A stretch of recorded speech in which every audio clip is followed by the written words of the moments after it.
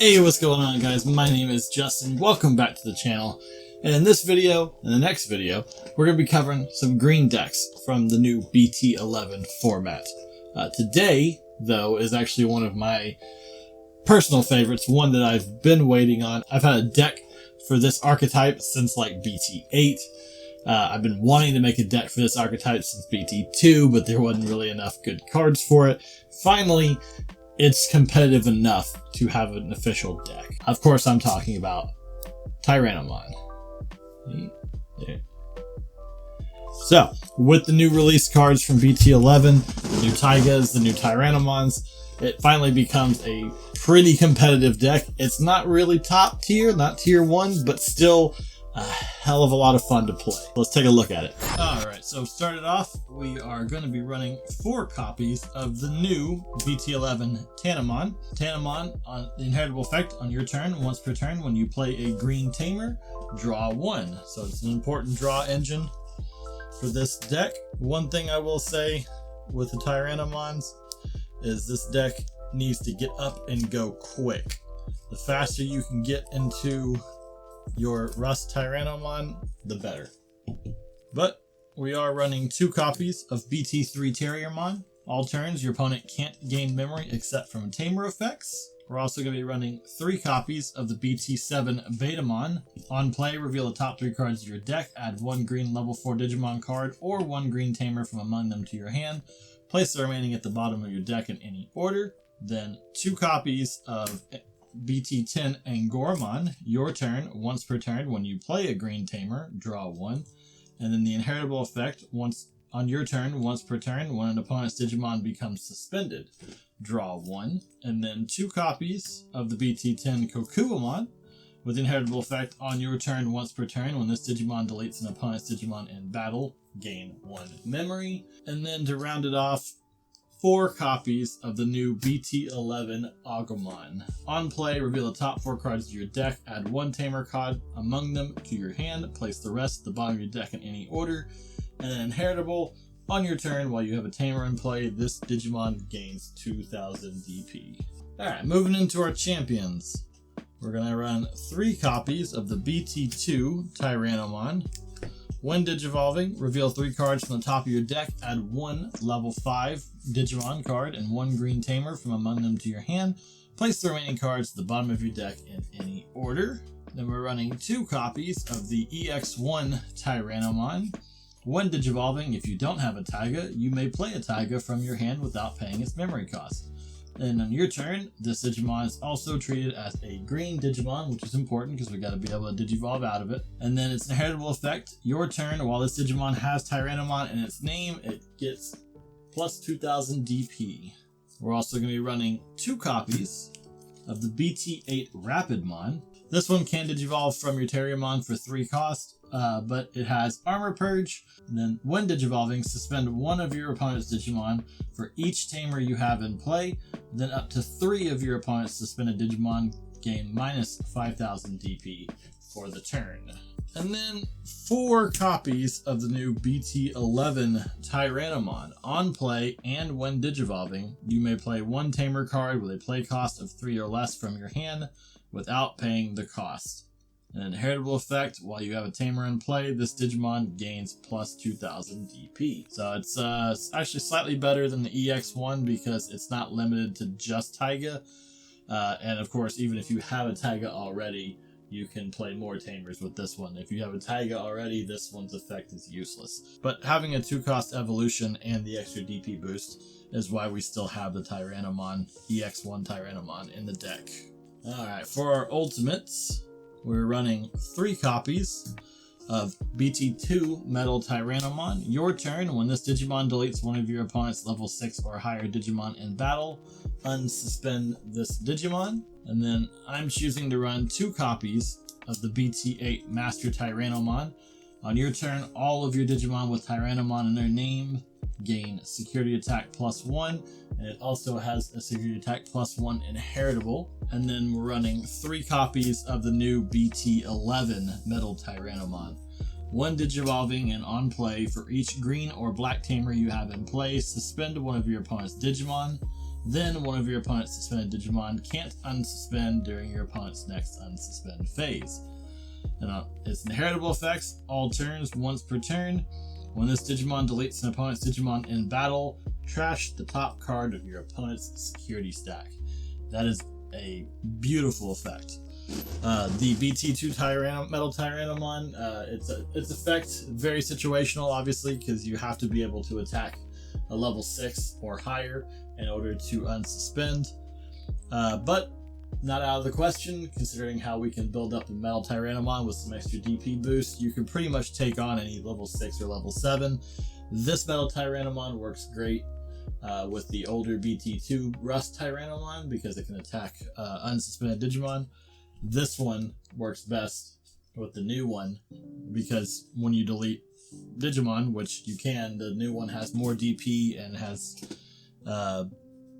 its own effect that works with deleting Digimon. So yeah, that's kind of what you want to do with those. Alright, so as we discussed with the BT2 RustTyrannomon, we're running 2 copies. On this one, when you have a green tamer in play, this Digimon can attack your opponent's unsuspended Digimon. So this one works great with the BT2 MetalTyrannomon because then you can go straight for their level 6 or 7, even if it's unsuspended, and wipe it out and get to unsuspend and attack again. And then on your turn, when this Digimon deletes one of your opponent's Digimon in battle and survives, suspend one of your opponent's Digimon. If you can get 2 Tyrannomons on the field, this works really well in conjunction with other RustTyrannomons. So after you delete a Digimon, you can suspend another one, and say you had the BT11 RustTyrannomon, you could go in with that and delete an opponent's Digimon. Speaking of which, we're running 4 copies of the new BT11 RustTyrannomon. So when one of your Digimon would digivolve into this card, reduce the cost by 1 for each green or black tamer in play. So the more tamers you get to play, the cheaper this RustTyrannomon becomes. And then on all turns, once per turn, when this Digimon deletes an opponent's Digimon in battle, unsuspend this Digimon. Like I said before, this Digimon works great building up from the new BT11 MetalTyrannomon because you can delete a Digimon, unsuspend, and trash an extra security card when you do so. And then you can attack again. And then the old Taiga has piercing and a piercing effect, so you know, a lot of cool ways that you can clear the field and get security checks with this deck. Alright, going into our tamers, we're going to be running 3 copies of the BT2 Taiga. On your turn, all of your Digimon with Tyrannomon and their names gain piercing. And then on your turn, when digivolving one of your Digimon into a card from your hand with Tyrannomon and its name, you may suspend this tamer to reduce the cost by 1. So this really helps us breeze through our evolutions and also gives our RustTyrannomon piercing. And then we're also running 2 copies of the BT10 Ruli Tsukiyono. Start of your turn, if you have 2 memory or less, set your memory to 3, so this is a memory tamer. It's always good to have some of those. On your turn, when you attack with a Digimon that has Angoramon in its name, or is a level 5 or higher, that's how it still works with this deck. By suspending this tamer, suspend one of your opponent's Digimon with 5,000 DP or less. So, just another way to suspend a Digimon so that your BT11 RustTyrannomon can take it out, unsuspend, even get a security check if you got Taiga for the piercing. If you got the new BT11 MetalTyrannomon, you get to trash another security card, and then you get to attack again. So, you know, this deck can be quite devastating with the right setup. And then we're going to finish off with 3 copies of the new BT11 Taiga. On your turn, all of your Digimon gain 1000 DP, and on your turn, when one of your green Digimon would digivolve into a level 5 or higher, by suspending this tamer, reduce the cost by 1. So if you've got 2 Taigas or multiple, you know, whatever, that's just more and easier, faster breezing through your evolutions. Alright, for our option cards, 3 copies of Green Memory Boost. Wow, you can't even see that. Let's go down. There we go. 3 copies of Green Memory Boost. Reveal the top 4 cards of your deck, add 1 green Digimon from among them to your hand, place the remaining at the bottom of your deck in any order, and then place this card in your battle area, and then delay, so on a subsequent turn you can trash it and gain 2 memory. And then we're running 1 copy of the Hidden Potential Discovered, so that we can reduce evolution cost by 5 the next time you would digivolve a green Digimon. Alright, so when it comes down to combos, the best way to play this deck, I've kind of mentioned it as we were going through them, you want to try to get Tamers on the field as much as you can. The more Tamers you have, the more effects you get, and the cheaper your RustTyrannomon and your other evolutions will ultimately be. So as far as kind of like the best way to build up your RustTyrannomon, I'm going to show you both versions. So either way, your Agumon is your best base. Not only does it allow you to search for Tamers, it also lets you. It also gives you an extra 2,000 DP boost. You can digivolve into the BT2 RustTyrannomon if you need more searching, or you can go into either the EX1 or the new BT11 Tyrannomon, depending on what you already have on the field. If you've already got a Taiga on the field, I don't recommend using the EX1. If you don't have a Taiga, you can use the EX1 because it's cheaper and will get you that Taiga. If you've already got a Taiga on the field, then go to the BT11 because you'll just waste the effect on this one. From there, you can go into either MetalTyrannomon, kind of depends on which Rust you want to get into. Like I said before, the BT2 MetalTyrannomon works great with the old BT2 RustTyrannomon, but and the new one works better with a new BT11 RustTyrannomon, but they are interchangeable, obviously, so play what you got. What I see a lot of players do with these decks is getting up quickest, so obviously Agumon, 2-cost Tyrannomon, 2-cost MetalTyrannomon, 4-cost RustTyrannomon, and you can use your Taigas to kind of reduce where you can. That is the fastest, most efficient way to get into your RustTyrannomon. Having RustTyrannomon, that's the BT2 RustTyrannomon with the BT2 MetalTyrannomon lets you attack any unsuspended Digimon, but mostly you want to go for a level 6 or higher if they have it. Doing so will allow you to unsuspend and attack again. And like I said before, if you can end up with both RustTyrannos, they do combo off each other, so when you delete a Digimon with this one, you can suspend another of your opponent's Digimon, allowing this one to go in and delete it. But even if you don't have that, you've got cards like Ruli that lets you suspend Digimon. You have cards that you can play on the side, like Rapidmon, that let you suspend Digimon. And if you get a chance, and you can either Digivolve up into the Master Tyrannomon instead of a MetalTyrannomon, or if you could just build him up on the side to give all of your Tyrannomons extra security, then that is mint. Like that would be awesome. But he's not the immediate go-to because he's so expensive.